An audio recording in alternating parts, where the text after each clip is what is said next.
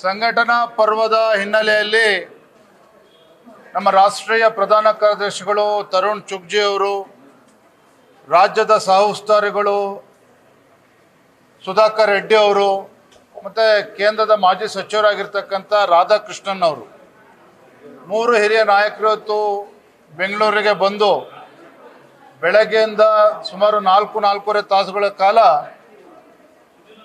ಸಕ್ರಿಯ ಸದಸ್ಯತ್ವವನ್ನು ಮುಂದುವರಿಸ್ತಕ್ಕಂಥದ್ದು, ಬೂತ್ ಸಮಿತಿಗಳ ರಚನೆ, ಮುಂದಿನ ದಿನಗಳಲ್ಲಿ ಮಂಡಲ ಸಮಿತಿಗಳನ್ನು ರಚನೆ, ಈ ಎಲ್ಲ ವಿಚಾರವಾಗಿ ಸಮಗ್ರವಾಗಿ ಚರ್ಚೆಯನ್ನು ಮಾಡಿದ್ದಾರೆ.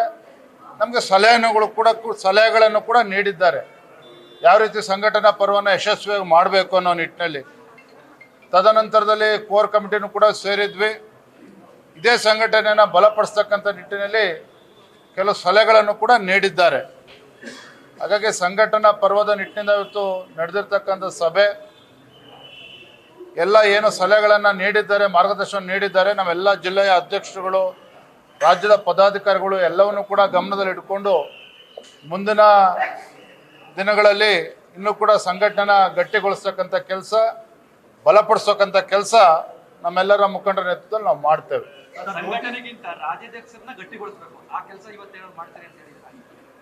ಇವತ್ತಿನ ಸಭೆ ಸಂಘಟನಾ ಪರ್ವ ಇಡೀ ದೇಶದಲ್ಲಿ ನಡೀತಾ ಇದೆ. ಆ ಸಂಘಟನೆ ಪರ್ವದ ನಿಮಿತ್ತ ಅದಕ್ಕೆ ಸೀಮಿತವಾಗಿ ಚರ್ಚೆಗಳು ನಡೆದಿದೆ.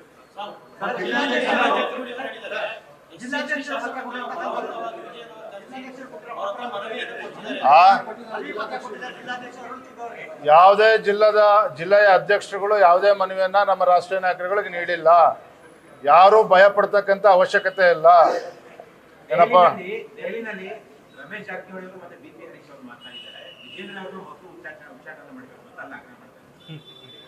ಹರೀಶ್ ಹೆಸರು ಮುಂದೆ ಏನಿದೆ? BP ಇದೆ. ಸ್ವಲ್ಪ ಅವರು ಸ್ಥಾನನ ಕಳ್ಕೊಳ್ತಾರೆ ಅವಾಗ. ಅದೇನಾರ ಇರಲಿ, ಅವರು ಕೂಡ ನಮ್ಮ ಶಾಸಕರಿದ್ದಾರೆ, 2ನೇ ಬಾರಿ ಗೆದ್ದಂಥ ಶಾಸಕರಿದ್ದಾರೆ. ಇನ್ನು ಬೇರೆ ನೋಟಿಸ್ಗಳು ಎಲ್ಲವೂ ಕೂಡ ಕೇಂದ್ರದ ರಾಷ್ಟ್ರೀಯ ನಾಯಕರ ಮುಂದೆ ಇದೆ, ಎಲ್ಲವನ್ನು ಕೂಡ ಗಮನಿಸ್ತಾ ಇದ್ದಾರೆ. ವಿಚಾರ ಸಂಬಂಧಪಟ್ಟಾಗ ಅಸಮಾಧಾನ ವ್ಯಕ್ತಪಡಿಸ್ತಾ ಇದೆ. ನಾಯಕರುಗಳ ಅಡ್ಜಸ್ಟ್ಮೆಂಟ್ ರಾಜಕಾರಣದಿಂದಾಗಿ ನಮ್ಮಗಳಿಗೆ ಪಕ್ಷದಲ್ಲಿ ಗೌರವ ಸಿಗ್ತದೆ, ಸರಿಯಾಗಿ ನೋಡ್ಕೊಳಕ್ ಆಗ್ತಾ ಇಲ್ಲ ಅಂತೇಳಿ ಕಾರ್ಯಕರ್ತರ ವಲಯ ಎಲ್ಲಿವರೆಗೂ ಕಾಯ್ಬೇಕು ವಿಚಾರ ಸಂಬಂಧಪಟ್ಟ? ಯಾವಾಗ ವಿಜಯೇಂದ್ರನನ್ನ ರಾಜ್ಯದ ಅಧ್ಯಕ್ಷನಾಗಿ ನಮ್ಮ ರಾಷ್ಟ್ರೀಯ ನಾಯಕರು ಘೋಷಣೆ ಮಾಡಿದ್ದಾರೆ, ನನ್ನ ಅಜೆಂಡಾ ಅಥವಾ ನನ್ನ ಮೂಲ ಉದ್ದೇಶ ಮುಂದಿನ ದಿನಗಳಲ್ಲಿ ಭಾರತೀಯ ಜನತಾ ಪಾರ್ಟಿ ಸ್ವಂತ ಶಕ್ತಿಯ ಮೇಲೆ ಅಧಿಕಾರಕ್ಕೆ ಬರಬೇಕು. ಎರಡನೇದಾಗಿ ಏನು ಅಡ್ಜಸ್ಟ್ಮೆಂಟ್ ರಾಜಕಾರಣ ಅಂತೇಳಿ ನಮ್ಮ ಕೆಲವು ಕಾರ್ಯಕರ್ತರು ಮುಖಂಡರಲ್ಲೂ ಕೂಡ ಅಭಿಪ್ರಾಯ ಇದೆ, ಅದೆಲ್ಲದಕ್ಕೂ ಕೂಡ ಇತಿಶ್ರೀ ಆಡಬೇಕು.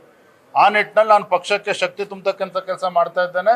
ರಾಜ್ಯದ ಅಧ್ಯಕ್ಷನಾಗಿ ಪ್ರಾಮಾಣಿಕವಾಗಿ ದುಡಿತಾ ಇದ್ದೇನೆ. ಸರ್, ಯತ್ನಾಳ್ ವಿರುದ್ಧ ಅಷ್ಟೇ ಶಿಸ್ತು ಕ್ರಮನ ಅವ್ರ ಸುತ್ತ ಇರೋರ ವಿರುದ್ಧನೂ ಆಗುತ್ತಾ?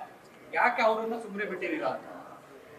ಈಗಾಗಲೇ ಕೇಂದ್ರದ ವರಿಷ್ಠರು ಗಮನಿಸ್ತಾ ಇದ್ದಾರೆ. ಶಿಸ್ತು ಕ್ರಮ ಕೈಗೊಳ್ಳಬೇಕಾ, ಹೀಗೆ ಸುಮ್ಮನೆ ಬಿಡ್ಬೇಕಾ, ಎಲ್ಲವೂ ಕೂಡ ತೀರ್ಮಾನ ಮಾಡ್ತಾರೆ. ಥ್ಯಾಂಕ್ ಯು, ಧನ್ಯವಾದ. ವಿರೋಧಿ ಗುಂಪು ದೊಡ್ಡದಾಗಿ ಅಣ್ಣ, ಬೇರೆ ಇಂಟ್ರೂ ಅರೇಂಜ್ ಮಾಡಿ ಬರ್ತೀನಿ, ಯಾಕೆ ಇಲ್ಲೇ ಮುಗಿಸ್ತೀಯಲ್ಲ? ನ್ಯೂಸ್ ಫಸ್ಟ್, ನಿರ್ಭೀತಿಯಿಂದ ನಿಮ್ಮ ಪರವಾಗಿ.